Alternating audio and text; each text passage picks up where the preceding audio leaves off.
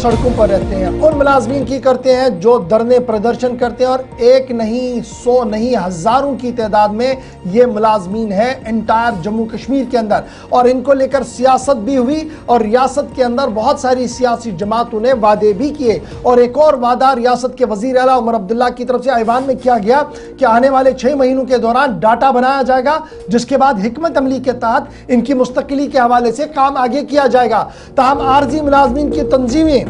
मुतहरिक हो गई है और कल अहम तरीन इजलास सिविल सेक्रेटरिएट में मुनक्किद हो चुका है। डेलीवेजर्स के अहम तरीन लीडर कल सिविल सेक्रेटरिएट जम्मू के अंदर मौजूद थे, जिन्होंने कई अफसरान के साथ तबादला ख्याल किया है। Jammu Kashmir casual labour United front ने कल बाज़ाब्ता तौर पर अब मीटिंग की है और इस मीटिंग के अंदर एडमिनिस्ट्रेटिव सेक्रेटरीज के साथ ये बावर कराया गया कि किस तरीके से हिकमत अमली को तरतीब दिया जा सकता है और किस तरीके से यह हजारों लोगों को मुस्तकिल कराया जा सकता है। 21 अप्रैल को और 21 और 22 अप्रैल को जम्मू के अंदर महापंचायत भी बुलाने का फैसला ले लिया गया है। डेलीवेजर्स अपने तरीके से हर मुमकिन कदम उठा रहे हैं और इंतजामी सेक्रेटरीज भी लगातार इस पर काम कर रहे हैं और माना जा रहा है कि आने वाले 3 महीनों के दौरान एक हिकमत अमली के तहत इन हजारों लोगों के मुस्तकिली के हवाले से राहें तलाश करने के लिए कोशिशें की जाएंगी।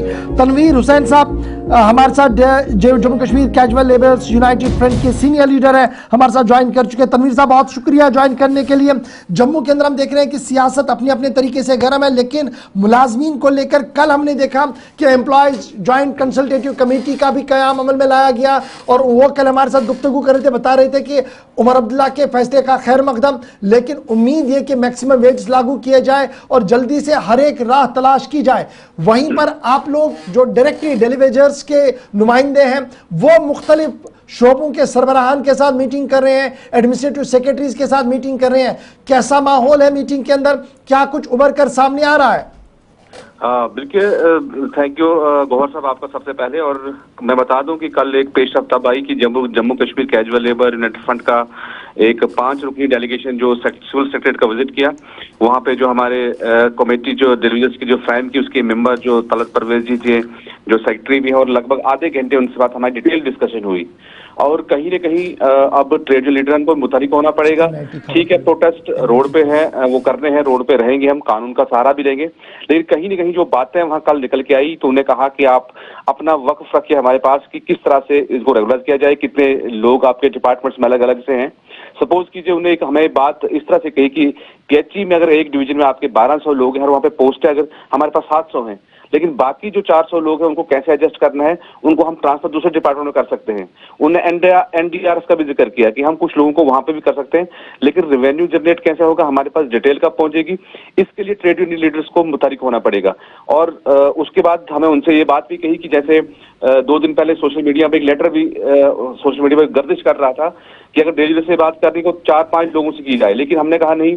हम इसमें जो चाहते हैं डेलीवेजर्स ही चेयरमैन है, उनसे ही बात की जाए, क्योंकि डेलीवेजर्स का इशू है। क्योंकि गौहर साहब आप जानते हैं कि 2014 में जब टीएडीए का मसला था, उसके बाद जो परमानेंट एम्प्लॉयज के 58 साल का जो इशू था वो सरकार ने हल किया था और डेलीवेजर सिर्फ लाठियां खाई थी। तो हम चाहते हैं कि इस बार डेलीवेजर अपने केस को खुद प्लीड करें, खुद इसका रखें। और उसके बाद हमने 25 रुकनी टीम भी एक बनाई है जम्मू कश्मीर कैजुअल लेबर्स की तरफ से, जो मुसलसल कमेटी को अपनी रिपोर्ट देगी, उनको अपने मशवरा देंगे, और उन्हें कहा कि उसको उसके बाद ग्राउंड लेवल पे हम सर्च करेंगे और वो सही पाए गए तो उस तरीके से भी हम आगे बढ़ा जाएगा। तो उन्होंने कहा कि अगली 2-3 मीटिंग्स में इस काम को समेटने की कोशिश करेंगे। तनवीर साहब, ये जो मुलाकातों का सिलसिला शुरू हुआ है, सज्जाद गनी लोन साहब से भी मुलाकात हुई और अब सिविल सेक्रेटरीट में भी मुलाकात हुई, तो क्या अभी तक कोई आश्वासन आपको दिया गया है जिसका आप मुतालबा कर रहे हैं कि जब तक हतमी फैसला नहीं आ सकता तब तक मिनिमम वेज एक्ट को लागू किया जाए, उस वाले से कोई पेशरफ्त हुई है? बिल्कुल, उस रिलेटेड भी हमारी कमेटी जो मेंबर उनसे बात हुई और हमने कहा कि जैसे लद्दाख में आपने यूटी रेट दिया है, आपने दिल्ली के अंदर दिया है, तो हमारा भी राइट बनता है। तो उन्होंने उस पर कमेटी पूरी हामी भरी है कि जब तक ये प्रैक्टिस जारी रहती है रेगुलेशन के ऊपर, उससे हमारी पूरी कोशिश रहेगी कि मिनिमम एक्ट के दायरे में आपको लाया जाए। और उनने हमसे ये भी कहा है कि वक्तन फक्तन हम आपको भी उस मीटिंग में कॉल किया करेंगे जो जिनके न्यूज के लीडरान हैं। लेकिन कहीं ना कहीं हम आप ये चाहते हैं कि जितने भी हमारे लीडरशिप लीडरशिप है जम्मू कश्मीर कैजुअल की, वो मुतहरिक हो और अपने अपने डिपार्टमेंट्स की जो सजेशंस हैं वो कमेटी के सामने रखें। और मुझे लगता है कि आने वाले दिनों में जो 7 तारीख से बडगाम से एक हम इसका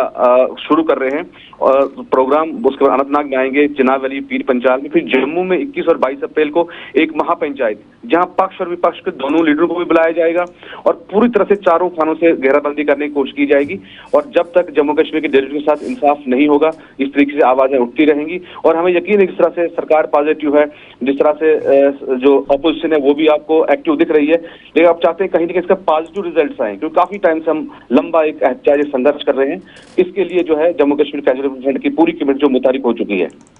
चलिए, बहुत शुक्रिया हमारे साथ तनवीर साहब ज्वाइन करने के लिए, अपडेट करने के लिए कि इंतजामी अमूर चलाने वाले अफसरान के साथ तबादला ख्याल भी हो रहा है। 21 और 22 अप्रैल को महापंचायत का ऐलान भी कर दिया और बडगाम के अंदर भी एक और अहम तरीन इजलास होगा, ये बता रहे थे Jammu Kashmir casual labourers United front के सीनियर लीडर इस वक्त जो इस पूरे मामले को देख रहे हैं।